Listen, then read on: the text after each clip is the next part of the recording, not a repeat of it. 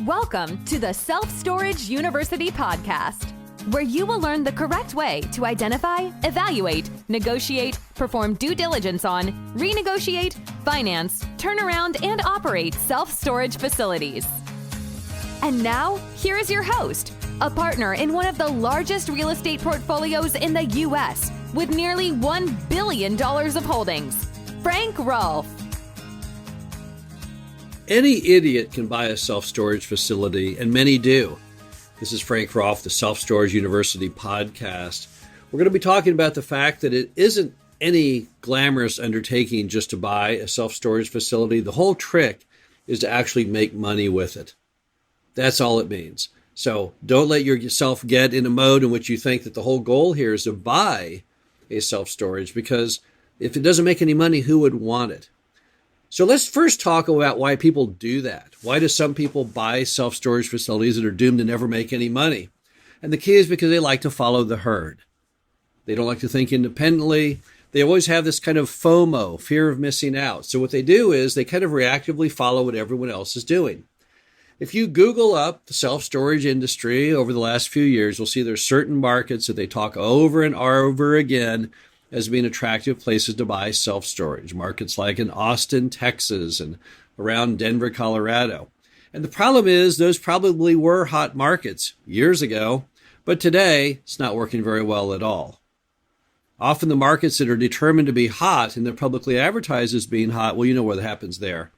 Massive overbuilding, massive overpaying, and pretty soon whatever you paid, whatever you just bought is worth less than what you just paid when you take out commission. And the reality that the broker didn't tell you that actually the occupancy and the rents are on a downward decline. Also, you've got to acknowledge that the self-storage industry has many different niches. It's not just one big happy family. When people talk about self-storage, they invariably think about the good old public storage with the orange doors on a single-story complex right there in the heart of the city. But that's only a microcosm of the roughly 48,000 self-storage facilities in the United States. They come in urban styles. They come in suburban styles. There's climate control. There's multi-story. You've got to be able to pick the right niche. You have to think for yourself and not listen to what everyone else is saying. Years ago, people said, oh yes, if you want to succeed in self-storage, you've got to have climate-controlled facilities, and they proved to be completely wrong. Many people liked climate control, but did not want to pay extra for it, nor did they think the things they were storing needed a climate control aspect. So basically, people horribly overbuilt, and many of those climate control facilities ended up in bankruptcy. So the key is don't follow the herd, and also acknowledge that there's many different sectors, and you need to pick the right sector for you. Don't pick the right sector for other people, the one that will actually work for you and your investment. Also, be very, very watchful over oversupply. Self-storage is a unique industry. It's not hard to build self-storage facilities, and most cities will let you build them nearly anywhere.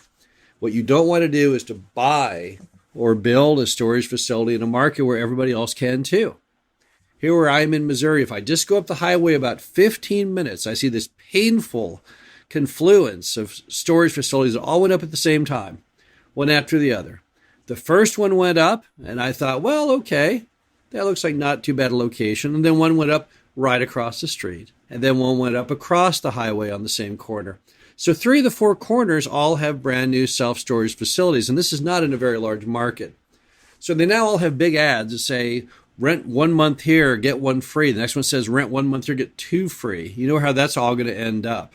So you have to be very careful that you don't buy into a market that has an oversupply risk. Now, what are those markets? Well, you can simply Google them up, and you can see online the markets that have built too much space. The industry built like 2 billion square feet of storage, new storage construction over the last couple of years.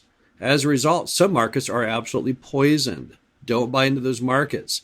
You'll also see, it's interesting, worthy of note, that if you look at those lists of markets that are now overbuilt, which have declining rents and declining occupancy, those exact same markets match to the articles that are a few years older than that, talking about the hottest markets to build in the United States.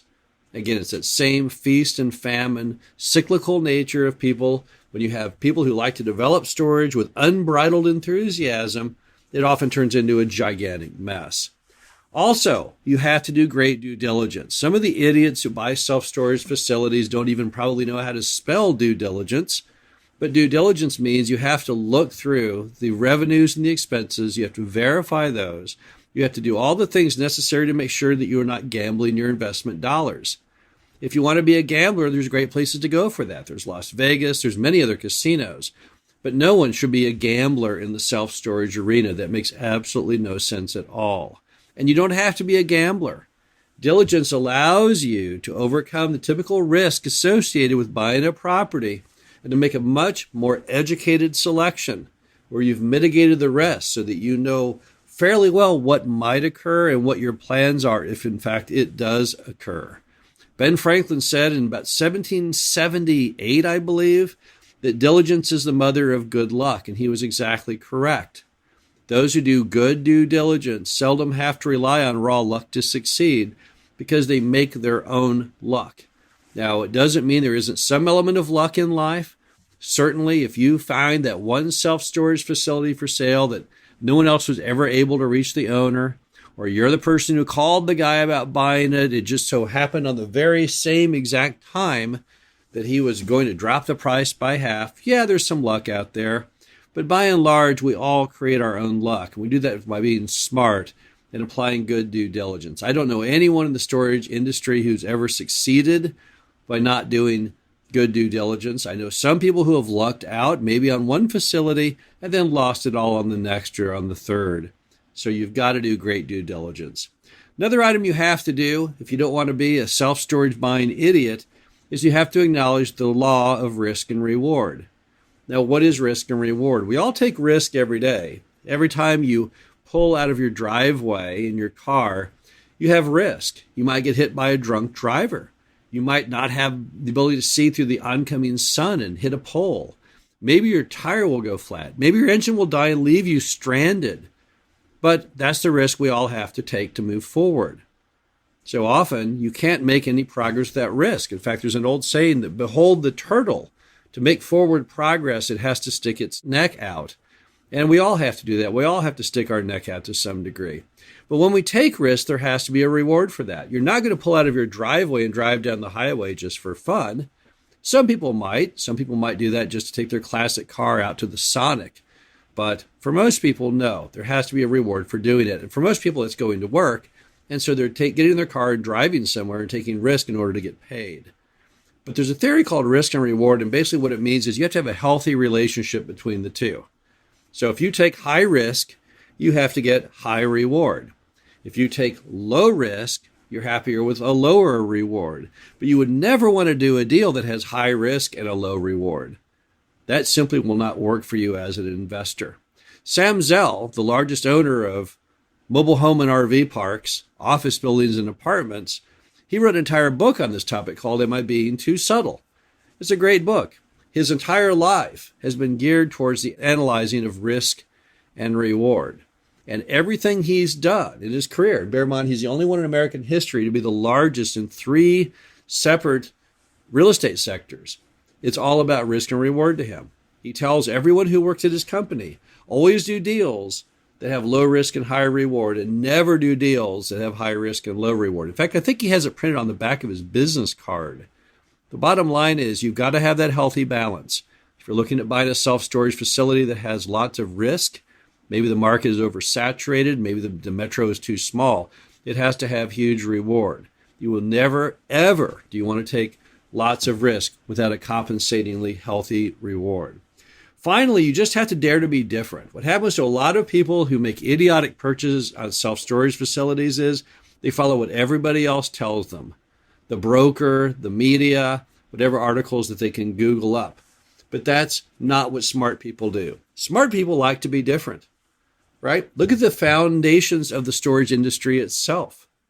You have a guy, Wazinga, who decides that there's something that can be done with storage that's new and exciting with those orange roll-up doors. And there's many other pioneers, frontiersmen of real estate who decided it was worthy of the investment dollars to go ahead and make something of this strange, weird industry. Be those people. Be different. Don't listen to other people. It's your dollars and your time at stake. You don't want to go ahead and do what others tell you to do and risk your money and rely on other people, because at the end of the day, they won't be there to help you or to bail you out if they're wrong. And if you can't make that decision, if you don't know whether this is the right storage facility to buy it or not, don't do it until you can.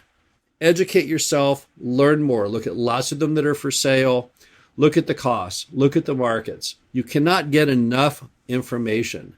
Your brain is a giant supercomputer. The more information you put into it, the better decisions it will make. But when you've made that decision, even if everyone around you says, no, that's wrong, even if the broker says, no, this is a better deal, don't listen to any of them. They're not stakeholders in your final decision. They're not going to do a thing, whether that decision was smart or not smart. You're the one who has to live with it, and you've got to dare to be different to succeed. This is Frank Rolfe with the Self Storage University podcast. Hope you enjoyed this. Talk to you again soon. Thank you for listening to the Self Storage University podcast. Be sure to visit us at ssupodcast.com, where you can learn the correct way to identify, evaluate, negotiate, perform due diligence on, renegotiate, finance, turnaround, and operate self-storage facilities.